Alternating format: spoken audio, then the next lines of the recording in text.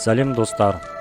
Бүгін менің жақсы көретін киномның бірі Апокалипсис жайлы, нақтырақ оны қалай түсіргенін айтамын.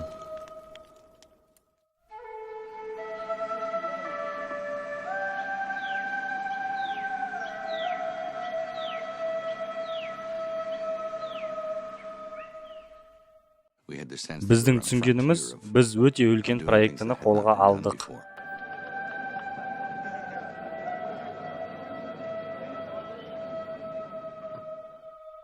Табысқа жетуіміз үшін өте көп құрама бөлшектердің болуы. Алайда бастысы бізбен жұмыс істеген адамдар біздің көзқарасымызды түсінді. Майя әлемін жасау. Майя әлемін зерттегенде бізге өте ерекше тарихқа ие ежелгі қоғам ашылды. Өмір сүру салты, наным сенімдер, жан әлемі біз үшін барлығы қызық болды.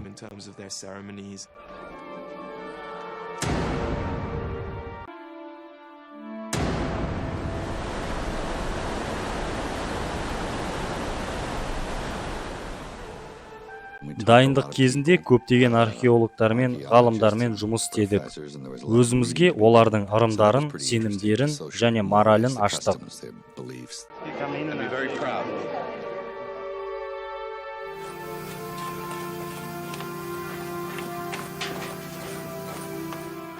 Бұл өте керемет мәдениет, алайда ол жабайы мәдениет.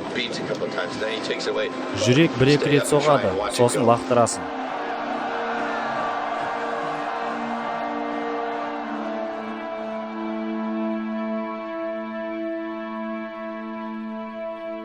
Шынайы түсірілім.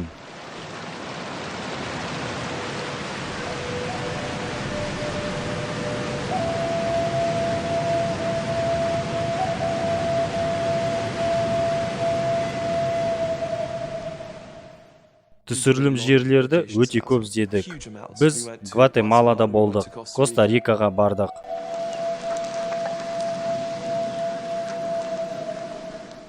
Алайда ол жердегі орман өте қалың, ештеңе көрінбеді.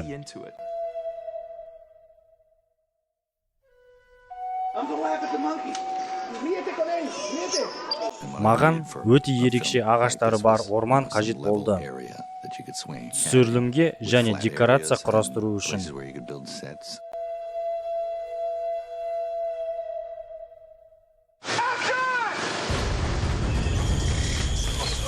Орманда жазық жерлер болды. Сол жерде жүгіру, сценаларын түсіру ыңғайлы болды.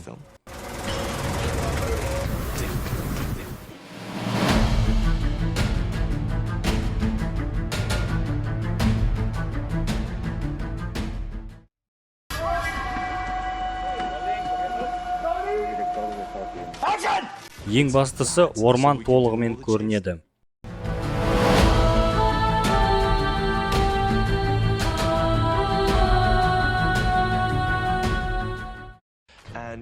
Шексіз ағаштар, өте көп өсімдіктер керекті атмосфера туғызды. Олар сабырлы болу керек. Осы Мексикада ең керемет тропикалық орманды таптық.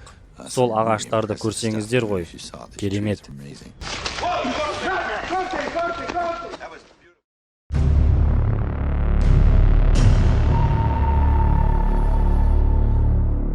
Так, сендерге екі сцена. Күлеміз, өмірімізге мәз боламыз. Енді мотор. Біз кішігірім группадан бастап түсірдік. Ол жерде гримерлер, костюмерлер қажет болмады. Алайда қалаға жақындағанда костюмдер және гримдер қажет болды. Осылай команда үлкейе бастады.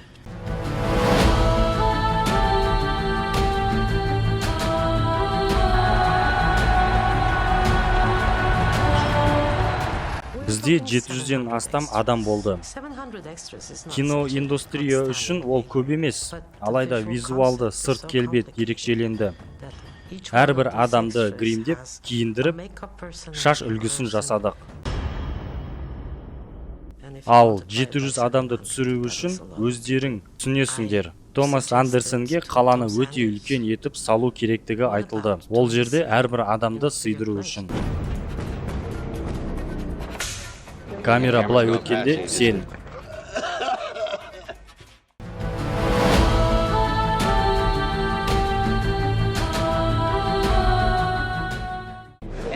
ол ары бері қозғала алады. Ғимараттар мықты болу керек. Адамдарды үстіне шығару үшін.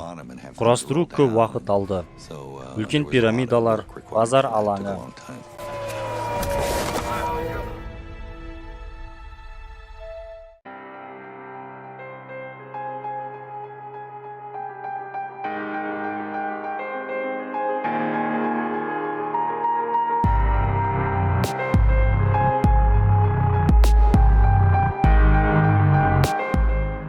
Базардағы сценаны көргенде, экрандағы көрсетілгеннің иісін де сезіп қалатын сияқтысың. Өте шынайы көрініс. Уақыт машинасымен ауысып кеткендей. Үлкен үйшіктер қаласы, тас үгіту алаңы, немесе орман кесу алаңы. Кинода бәрі шынайы түсірілім.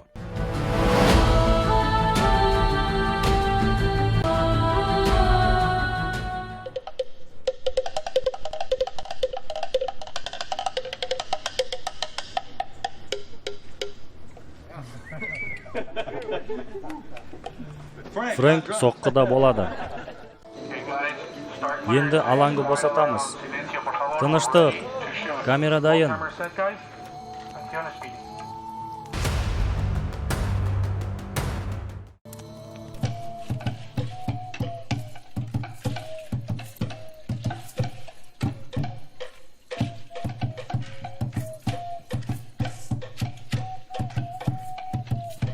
Адамдар ақырында билей бастайды. Осының ішінде Мел Гибсон жүгіріп жүр. Так, сендер тұрыңдар, билеңдер. Сосын сендер билеңдер. Артынан нәтижені көру үшін бәрі мониторға жиналды.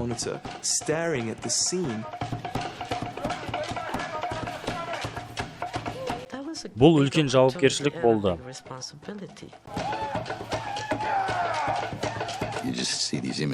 Бұл кадрлерді көргенде ғажап бірдеңе сезілді.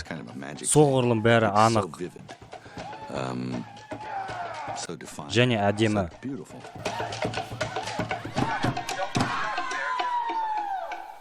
Стоп. Идеалды.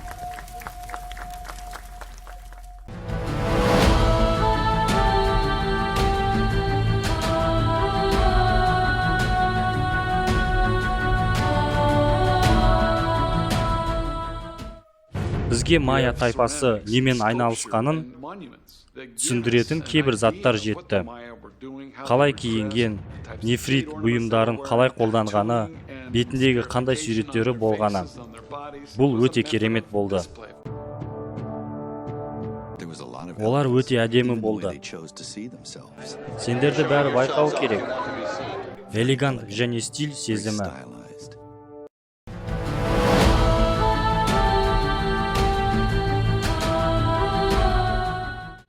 Майя стильге өте қатты мән берді. Жақсы көріну олар үшін міндет болды. Тағы қосу керек. Оған ба? Иә. Бізге майя киім үлгісінің көп суреттері жетті. Ең қиыны осыларды шынайы етіп жасау.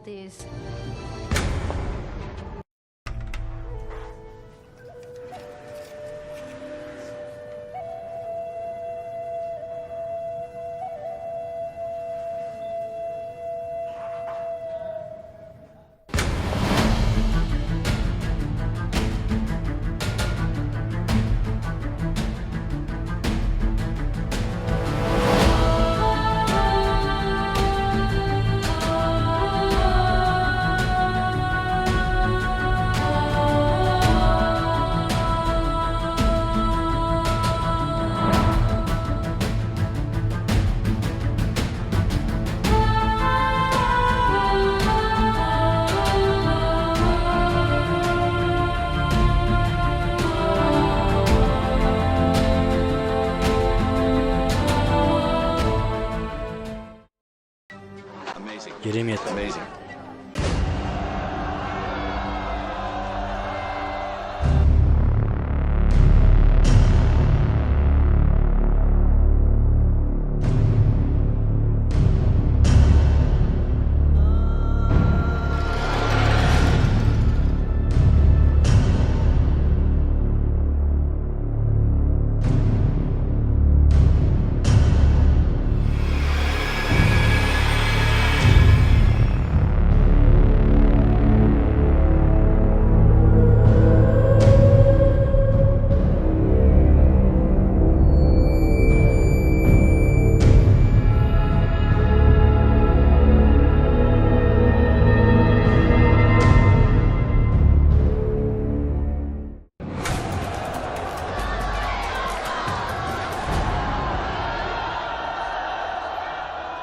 Яшма деген нәрседен құлақ тесігін жасадық. Құлақ тесіліп, ол жерге яшма салынды. Ал уақыт өте ол үлкейді. Құлақ үлкен салмақ көтергенге дейін.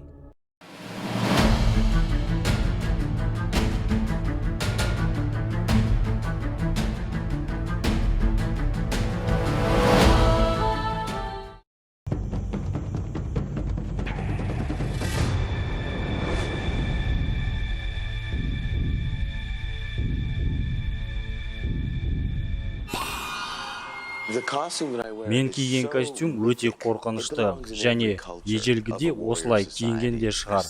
Осы костюмды кигенде мен өз кейіпкеріме айналып кетемін. Мынау айуан ба, адам ба? Басқа ештеңенің қажеті жоқ. Бастысы костюм кисем болды.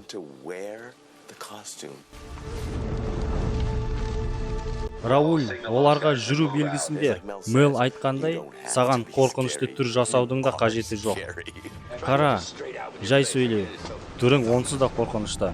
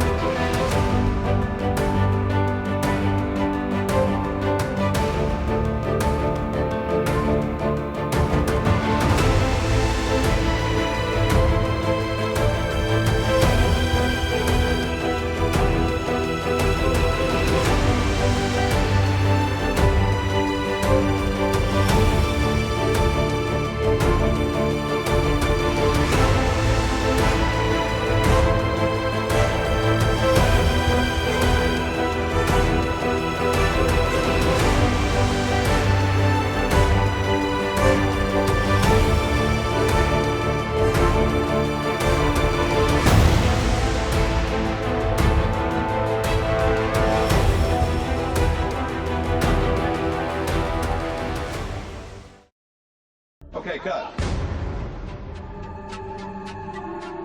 ¿Te puede maquillar así, por ejemplo? Sí, Por la noche. sí, ¿Te gustaría? sí. Майя тайпасында өлім өмірі және қазіргі өмір түсініктері болған. Солардың дәстүрлері қатты ерекшелік береді. Олар жәннатқа, күнәға және қарғысқа сенген.